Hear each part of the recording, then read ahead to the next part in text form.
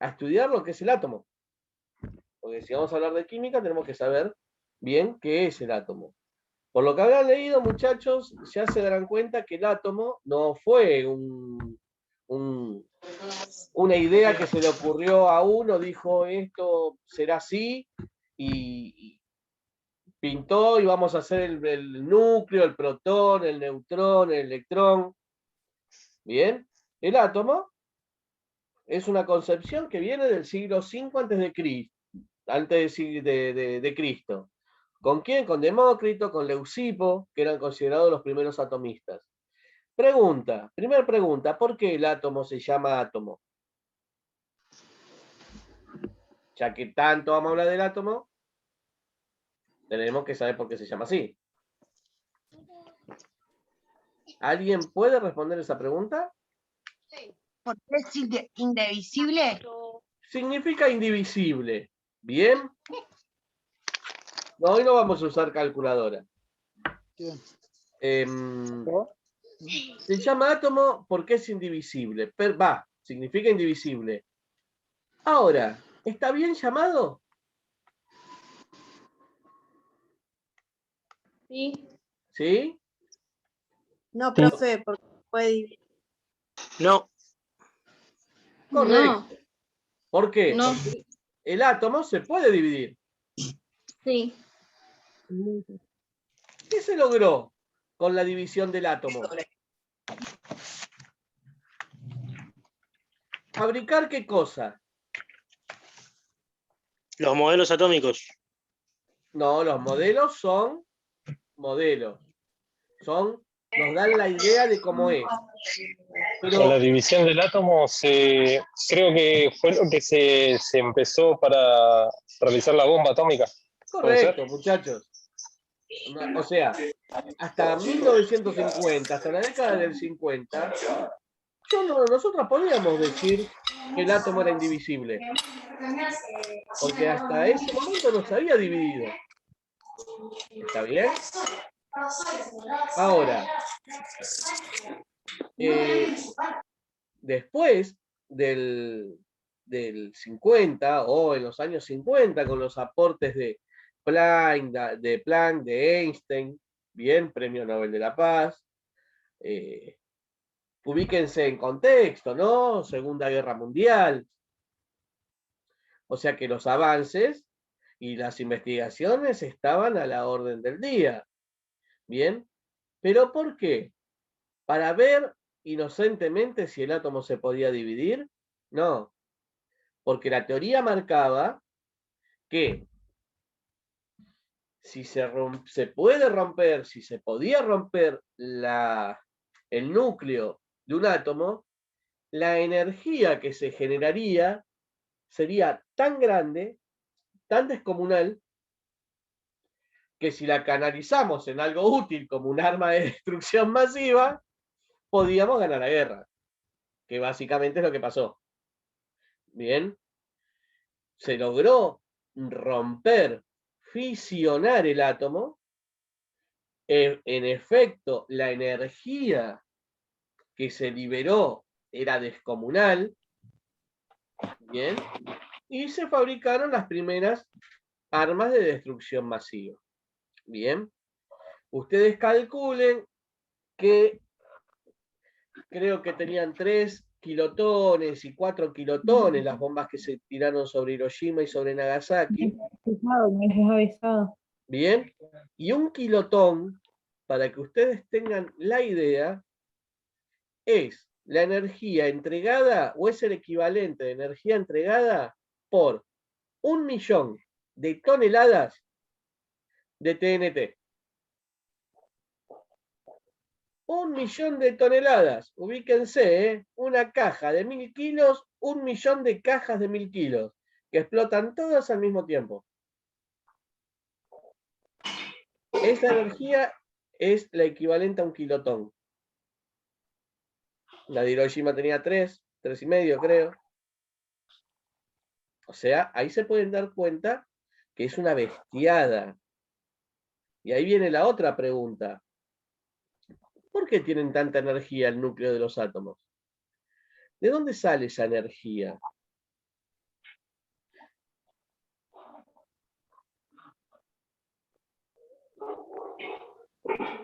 Lo voy a buscar para mañana, a las 11 abre.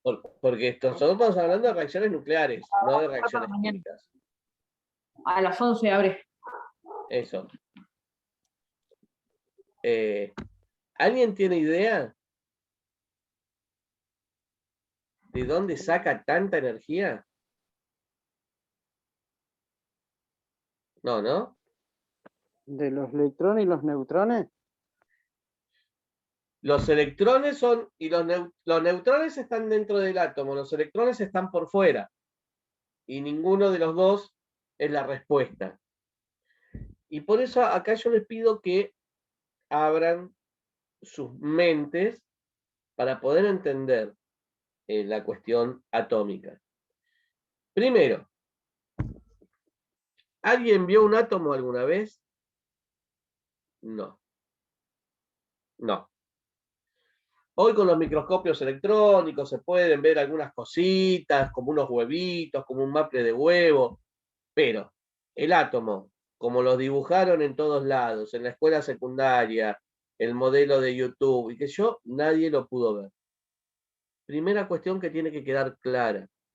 Bien, es una partícula hiper pequeña. ¿El átomo es materia? Sí, porque de hecho se puede decir que es una porción muy pequeña de materia. Y toda la materia está formada por átomos. Por ende, si toda la materia está formada por átomos, los átomos evidentemente tienen que ser materia. ¿Estamos? Después ya saltamos a modelos atómicos. Estoy dando todo este preámbulo para entender por qué dentro de un núcleo hay tanta energía. Y tiene que ver precisamente con la estructura, que se supone que es así, porque ninguno de nosotros la vio. ¿Bien? Un átomo es muy chiquitito, ¿bien? Es muy pequeño. Y ahí saltamos con modelos atómicos. Ustedes leyeron que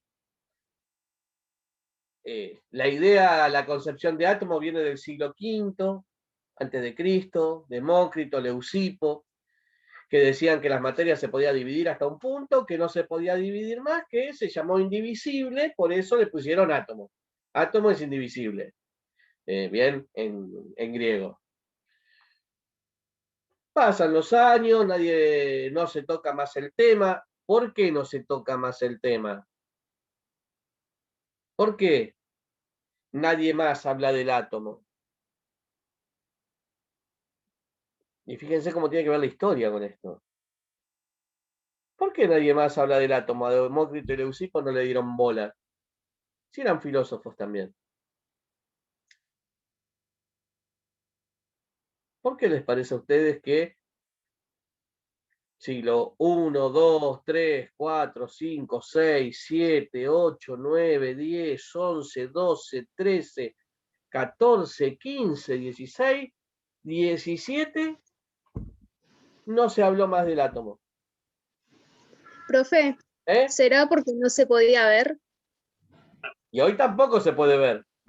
Pero se tenían otras teorías de formación de la materia. No, es que el tema es que no había ninguna teoría. Porque me decís, había otras teorías, perfecto. Capaz Pero- no estaba la tecnología para poder estudiarlo bien. No, porque si vamos a la lógica, en el siglo XVIII tampoco había tanta tecnología. Profe, Quedaron con lo que dijeron al principio de los átomos. ¿De qué? ¿Qué pasó? Perdóname porque no... ¿Qué me preguntaste? Que digo que se quedaron con la teoría del principio, de lo que dijeron, como que quedó ahí. Bien, pero... No, porque seguían recolectando información. Y mira, la antigüedad, el medioevo, no se caracteriza precisamente por inventar cosas y avances tecnológicos e innovar. Generalmente, en la antigüedad, no se hacía nada de eso. Porque creían que la materia no era continua. ¿Cómo? Porque creían que la materia no era continua. De hecho, si vamos a una concepción científica, la materia, ellos creían de última, si no crees en el átomo, tenés que creer que la materia es continua. O sea, que no está formada por pequeñas pelotitas, sino que es toda una. Sí. Aristóteles, ¿Cómo? como Aristóteles, que él decía que la materia era continua, como que el átomo no existía. Me encantó. Y ahí tiene que ver la cosa esta, con ese nombre, Aristóteles, que de hecho a todos les debe de sonar mucho más que a Demócrito y que a Leucipo. Sí, no hay drama, Pucheta. Claro, Bien, más conocido. más Filósofo conocido. conocido era. Correcto. Y fíjense como del átomo, antes de meternos en el modelo atómico, yo tengo que ver de dónde y cómo se dan las concepciones del pensamiento. Más con lo que es átomo, que es un modelo, porque nadie lo vio. Vamos a remontarnos a la antigüedad. ¿Bien? Filósofos, no había ciencia, había filosofía. ¿Qué significa filosofía? Amor al saber. Los tipos se preguntaban las cosas porque querían saber, no querían inventar nada, no querían fabricar nada, no les hacía falta, porque que seamos realistas, filósofo griego no era ni yo ni ustedes, el filósofo griego era un tipo que estaba paradísimo para toda la vida, no tenía problemas económicos, el griego tenía esclavos, que lo bañaban, lo cambiaban, le daban de comer, entonces, el griego era un tipo que estaba al divino botón 24 horas por día. Partamos de ahí. Bien. No tenía que preocuparse por ir a trabajar.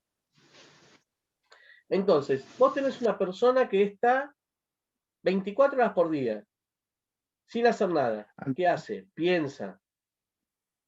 ¿Y por qué piensa? Porque quiere saber, porque no se sabía nada. ¿Bien?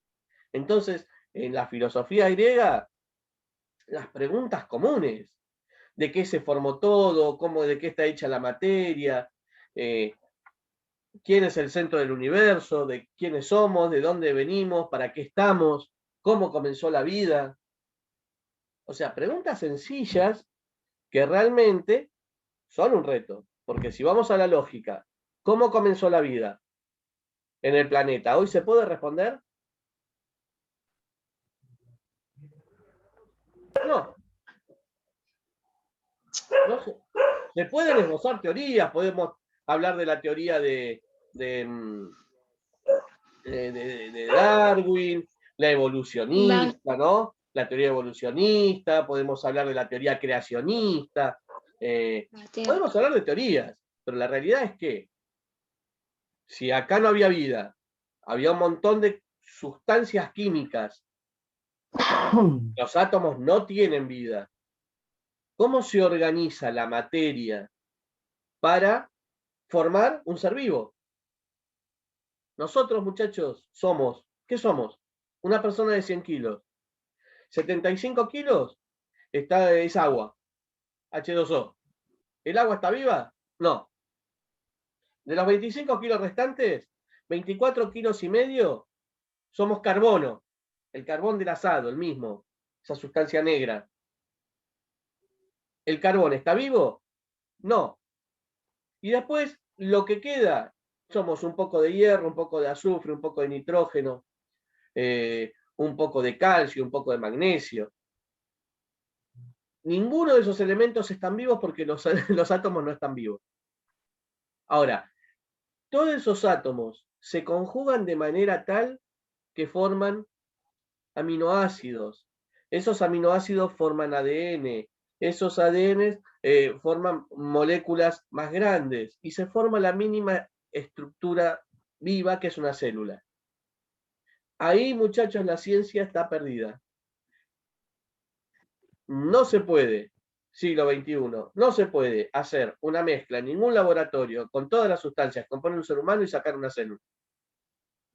Que quede claro, no se puede hacer. Entonces, esas preguntas que se hacían en el siglo V antes de Cristo, algunas siguen sin responder hoy. ¿Me hago entender? Entonces, volvemos a esto. Tenías varias exponentes, algunos decían que todo proviene del fuego, como Heráclito, otros decían que todo proviene del agua, como Tales, ¿bien? Aristóteles proviene o dice que todo es una mezcla de los 4 elementos, y como no le cerraba esto del vacío, manda el 5.º elemento, que es el éter. Entonces todo es una mezcla de 4 elementos, tierra, aire, agua y fuego. ¿Bien?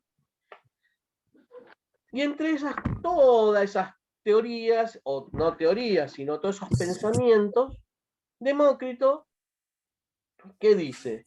La materia se puede dividir indefinidamente, hasta un punto. Ese punto hasta donde no se puede dividir más la materia se llama átomo. ¿Bien?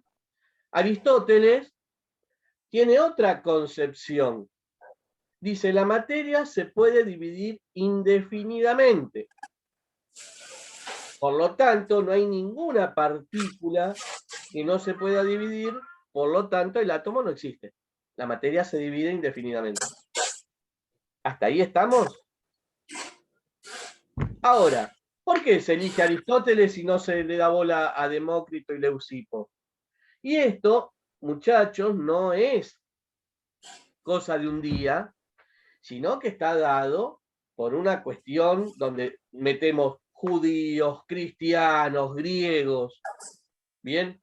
Empiezan a convivir, está la crucifixión, pueden creer, pueden no creer, que quede claro, pero que el tipo, o que Jesús marcó un punto en la historia de la humanidad, lo marcó, por eso hablamos de antes de Cristo y después de Cristo, ¿bien? O por lo menos los cristianos, qué sé yo. Llega un momento donde la puja de poderes, después de Cristo, se empieza a hacer fuerte, porque nosotros somos seres humanos y el ser humano es imperfecto. Y siempre el ser humano, ¿qué trata de hacer? Imponernos uno sobre otro. Capaz que a mí no y no me importa, pero de alguna manera los seres humanos siempre trataron de imponerse unos sobre otros. Y generalmente se impuso, ¿quién? El más fuerte. ¿Sí? Entonces, nos encontramos con una época donde conviven judíos que no creen en Jesús, pero creen en Dios. Tenemos griegos que no creen ni en Jesús ni en Dios porque eran politeístas. Y después tenemos a los cristianos que creen en Jesús, hijo de Dios. Y ahí empiezan las discusiones y las pujas por el poder. Y no es de un día, un siglo, 2 siglos, 3 siglos. Fin del cuento, muchachos. ¿Quién se logra imponiendo? ¿Quién se logra imponiendo? ¿El politeísmo de los griegos? ¿El judaísmo? ¿O el cristianismo? En todo lo que sería el viejo mundo. ¿Los griegos? Los cristianos. Todo el viejo mundo, España, Europa, son todos cristianos. ¿Bien? Sí. Bien. Ahora, Porque- el cristianismo, por eso es muy apasionante encarar estos temas, si tuviéramos tiempo para leer teología y todo eso, porque el fundamento de la base cristiana, de la religión cristiana, digamos, es una mezcla. Todas las religiones son mezclas de distintas cosas y de distintas culturas. ¿Bien? La base del cristianismo, de hecho, el cristianismo toma como base Aristóteles. ¿Por qué toma Aristóteles como base? Porque plantea la existencia de dos planos. Capaz que Aristóteles ni habló del cielo, la tierra y de Jesús, que quede claro porque era griego, era politeísta. Pero plantea la existencia de dos planos, uno celestial y uno terrenal. ¿Bien? Que al catolicismo le viene fantástico eso, porque tenemos el cielo donde está Dios, Jesús, y nos vamos todos, y el plano terrenal donde estamos nosotros. Entonces permitía explicar un montón de cosas de la fe cristiana. ¿Me siguen hasta ahí? ¿Me siguen, gente, o más o menos? Sí, profe. Bien. Sí, profe. Sí. Ahora, Con ese paquete, Sí, profe. con ese paquete te compraste dos cosas. Te compraste, primero, la teoría geocéntrica, que la Tierra era el centro del universo. ¿Está bien? Y después la no existencia del átomo. Vos al comprar, compraste todo ese paquete. ¿Bien? De hecho, nosotros nos manejamos con una teoría geocéntrica ¿hasta qué siglo? A ver si alguien se acuerda. ¿En qué siglo cambia este paradigma de la teoría geocéntrica para transformarla o utilizar la teoría heliocéntrica?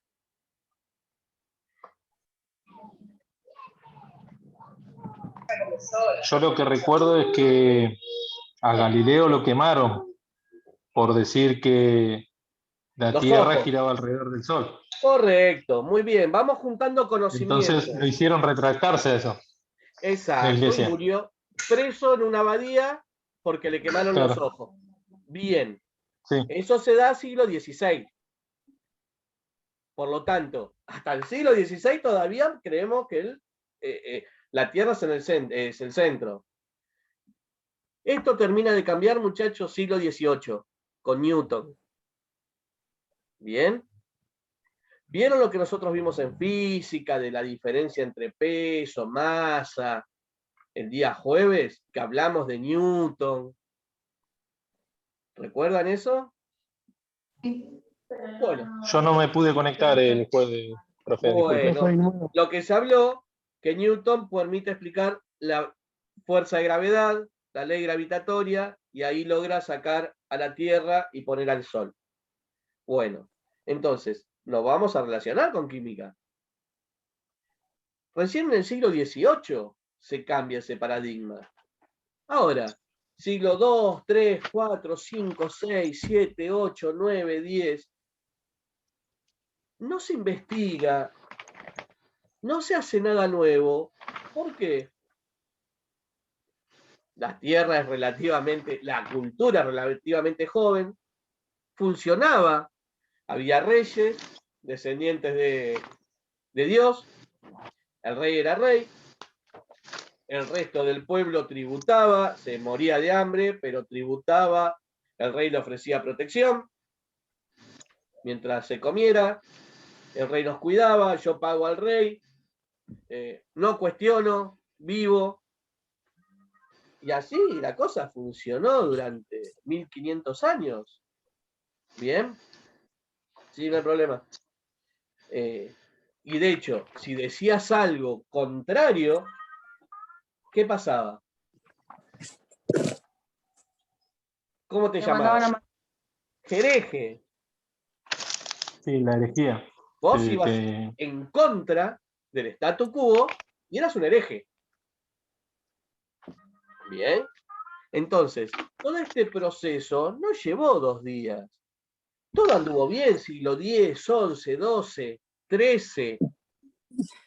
Ustedes habrán leído, siglo XIV empiezan a haber revoluciones, el pueblo que se muere de hambre, las pestes. Hoy tenemos el COVID. En aquellos años fue la peste bubónica o la peste negra, que diezmaba poblaciones en Europa. ¿Sí o no? Entonces la gente comienza a perder un poco la fe en lo que se le planteaba. Y por un lado tenemos pérdida de fe, no le está cerrando la cosa como la estamos manejando, porque si hay un Dios, ¿por qué yo me estoy muriendo? ¿Por qué pasa lo que pasa? ¿Bien? Y a su vez, por otro lado, por otro vector, tenemos que sumarle que en el siglo XV comienzan a aparecer viejos conocimientos. Uy, ¿quién es? Perdón, ¿eh?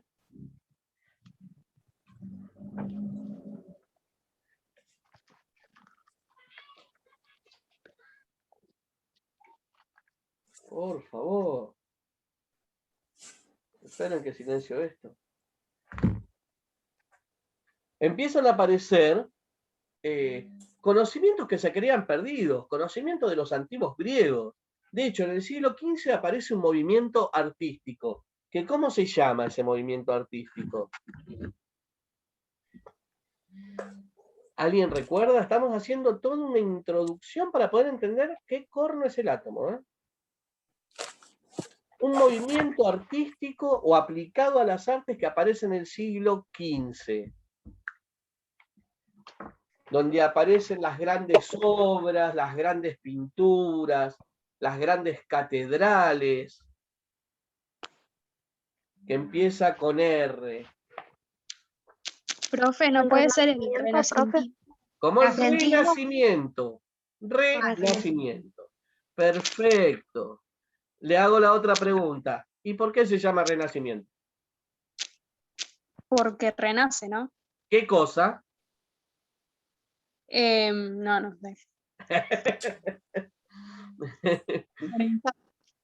¿Qué cosa? Comenzar fe. Algo renace. Es correcto. ¿Qué es lo que renace? El conocimiento griego, que empieza a llegar al viejo mundo, ¿bien? ¿De la mano de quién? De las cruzadas. Ustedes habrán visto películas, habrán visto los caballeros de la mesa redonda, que iban a las cruzadas. ¿Qué eran las cruzadas? Campañas ¿Para qué? para evangelizar. Muy bien, para ir por la cruz y ganar terreno. No, evangelizar de onda. Y podemos ganar terreno para el rey.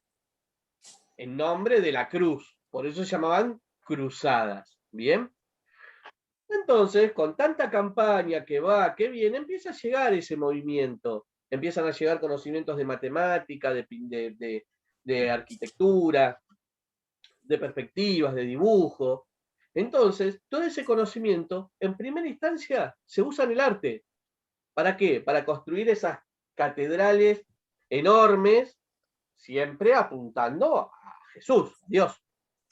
O las pinturas en 3 dimensiones, con las perspectivas, que antes se pintaba en 2 dimensiones, aparecen las pinturas en 3 dimensiones. Entonces, empieza a aparecer y dicen, ah, mirá, servía para algo, es lo que hacían estos griegos. Pero también empiezan a aparecer otros conocimientos que se creían perdidos. Por ejemplo, a Galileo se le atribuye, en los libros de primaria dice, Galileo inventó el telescopio. Mentira, Galileo no inventó el telescopio.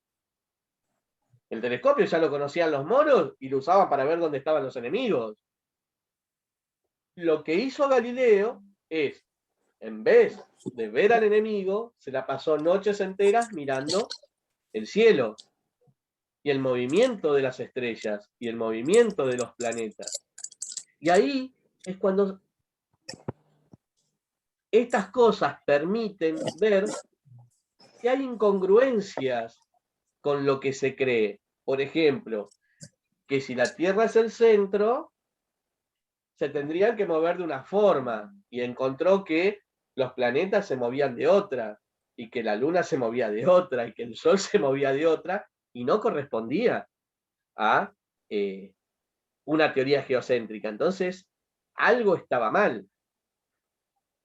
Si le sumamos todos esos conocimientos, la curiosidad, los discípulos, y a eso la pérdida de fe de la gente, hiciste una bomba que explotaba en cualquier momento. De hecho, en esos años es donde más fuerte estuvo la Inquisición. Ibas contra de algo, te quemaban por hereje, te torturaban, mientras te torturaban te hacían decir que sí, que tenían razón, que vos habías pactado con el diablo, entonces ahí te dejaban morir en paz. Y era un mecanismo, el mecanismo que tenían para defender el statu quo. Resumidas cuentas, muchachos, siglo XVI, XVII, XVIII, esto ya se hace medio insostenible, llega Newton, permite explicar el movimiento de los planetas, se cae la teoría aristotélica definitivamente, porque vos basaste 1800 años de historia básicamente en la teoría aristotélica, la parte eclesiástica pierde todo el poder, y por eso que a partir de, fíjense que hasta 1800 no teníamos nada, de 1800 a hoy, ¿qué pasaron, gente? 220 años. Pasamos de no tener nada a mandar cohetes a la luna, qué sé yo. Cohete chino que andaba dando vuelta y se cayó, internet, telefonía móvil, trasplantes de órganos, televisión, señales. Pasamos a tener un montón de cosas que hasta ni entendemos. ¿En cuánto? En 220 años. ¿Eso por qué? Porque se liberó esto. Se dejó de perseguir esto. En el viejo mundo, en el 1800, levantabas un cascote y tenías un tipo investigando algo. Sobre pintura, sobre colores, sobre electricidad, sobre gases, sobre cualquier cosa. Obviamente no acá. Porque acá en el 1800 estabas tratando de defenderte de los ingleses, los franceses, la pelea de los caudillos, tratando de ser La país. India. Tratando de ser país. Por eso, muchachos, es que nosotros somos, y no es una frase trillada cuando se dice, somos un país joven. Obviamente que somos un país joven. Y como todo joven, nos mandamos mocos. No nos podemos ni comparar con un país como Europa, donde pasó 2 millones de guerras, donde pasó épocas de hambre, donde pasó 2 guerras mundiales, y que vienen siendo país hace cientos de años. En resumidas cuentas, aparece todo este conocimiento griego, se empieza a investigar y ahí aparece Dalton, que habrán leído por ahí, que es el primero que aparece. Dalton, de hecho, no tira un modelo. ¿Qué tiran? Un par de enunciados, de postulados, que después, si nos ponemos a analizar, estaban todos mal, prácticamente. Pero de ahí se retoma, hace el enganche Dalton con Demócrito y Leucipo en volver a traer esta cuestión de que la materia se puede dividir hasta un punto. El concepto de átomo. Bien, Dalton tira unos postulados, después, yo a grandes rasgos se lo digo, aparece Thomson, le da una forma, y se puede hablar del primer modelo que plantea que el átomo es una masa positiva con los electrones clavados, empotrados en esa masa positiva, que de hecho, por eso se lo llama modelo del pudín de ciruela, del pan dulce, o como ustedes lo quieran llamar, porque si lo cortaban, veíamos una masa con los electrones, que es lo mismo que si yo corto un pan dulce, veo la masa con las frutas. ¿Está bien? Entonces ya aparece el concepto de masa positiva y de electrón, o de carga negativa. Bien, ya avanzamos un poco. Ese modelo, o sobre ese mismo modelo, trabaja Rutherford. Y mediante unos experimentos con una plaquita de oro, veía que las partículas positivas se desviaban y qué sé yo. Yo no voy a tomarle los pormenores, se los di para que lo lean y que entiendan más o menos. ¿Qué descubre o qué hipotetiza? Que el átomo tiene una concentración positiva de materia muy pequeña en un núcleo y que los electrones que Thomson había puesto clavados en la masa positiva, Rutherford los saca y dice que los electrones están por fuera. ¿Bien? ¿Hasta acá se comprende? Profesor. Sí, profe. Sobre ese modelo trabaja Bohr. Y Bohr, a ese modelo, ¿qué le agrega? Te dice, está bien, mira, hay pequeñas partículas que se llaman protones, que están en el núcleo, carga positiva. Y hay otras partículas que no tienen carga, que se llaman neutrones. Y los electrones están por fuera, pero no andan por cualquier lado. Giran en unas zonas permitidas, y eso es lo que ya vamos a empezar a dibujar, que es lo que me interesa a partir de Bohr en adelante. En órbitas definidas, ¿no? Correctamente. ¿Qué te dice, Bor? Que si yo tengo un núcleo, ¿no? Donde acá tengo partículas positivas y neutrones que no tienen carga, por eso acuérdense los nombres. Neutrón y protón, núcleo. Protón, carga positiva. Neutrón no tiene carga. Los electrones, Rutherford decía que estaban por fuera. Lo que hace Bohr es decir, perfecto, borramos esto, los electrones están por fuera, pero En órbitas. giran en lugares definidos que se llaman órbitas. O sea, el electrón no anda por cualquier lado, anda por órbitas. ¿Estamos?